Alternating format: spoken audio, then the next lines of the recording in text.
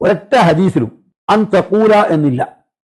നീ ലാ ഇലാഹ ഇല്ലല്ലാഹ് എന്ന് പറയലാകുന്നു എന്നില്ല. പറയണം, ഷഹാദത്തിന്റെ ഭാഗമായി പറയണം. പക്ഷെ അങ്ങനെ അൻ തഖൂല എന്ന് പറഞ്ഞാൽ അത് പരിമിതപ്പെട്ടു, ലാ ഇലാഹ ഇല്ലല്ലാഹ് പറയലാകുന്നു എന്ന്.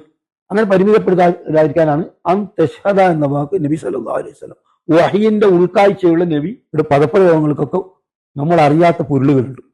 ചിലപ്പോൾ കാലത്തിന്റെ നീളത്തിലായിരിക്കും ആ പൊരുൾ നമ്മൾക്ക് ചെയ്യുക. ലാ ഇലാഹ ഇല്ലല്ലാഹ് മുഹമ്മദ് റസൂലുള്ളാഹി എന്നത് പറയണം, പറഞ്ഞാൽ പുണ്യമുണ്ട്. ഒറ്റക്ക് നടക്കുമ്പോഴൊക്കെ ചെല്ലുന്നു എന്നല്ല, അതൊന്നും തള്ളി പറഞ്ഞിട്ടില്ല. പക്ഷേ അൻ തശ്ഹദ എന്നാണ്. ഷഹാദത്ത് എന്ന് പറഞ്ഞ നിലപാടാണ്. അതുകൊണ്ടാണ് ലാ ഇലാഹ ഇല്ലല്ലാഹ് മക്കയിൽ ഇത്രയും കോളൊക്കെ ഉണ്ടായത്. അല്ലെങ്കിൽ ഒരു മൂലക്ക് ചെയ്തിട്ട് ഒരാൾ കുറെ ലാ ഇലാഹ ഇല്ലല്ലാഹ് സഖാവ് അബൂജഹലിന് എന്ത് കുഴപ്പമുള്ളൂ? മൂപ്പറും പറയും നിങ്ങളാണ് ദിക്റൽ കാർത്തിക്കോ, എന്റെ വക കാപ്പിയും പലഹാരമൊക്കെ എത്തിച്ചേരാം. അതല്ലുള്ളത്. അവർ എല്ലാം നൽകാം, അധികാരം നൽകാം, ഇഷ്ടപ്പെട്ട പെണ്ണുങ്ങളെ കെട്ടിച്ചേരാം, പൈസ തരാം, പദവി തരാം. ഈ ലാ ഇലാഹ ഇല്ലല്ലാഹ് നിർത്തി വെക്കണം. ഇത് പറയുന്നു.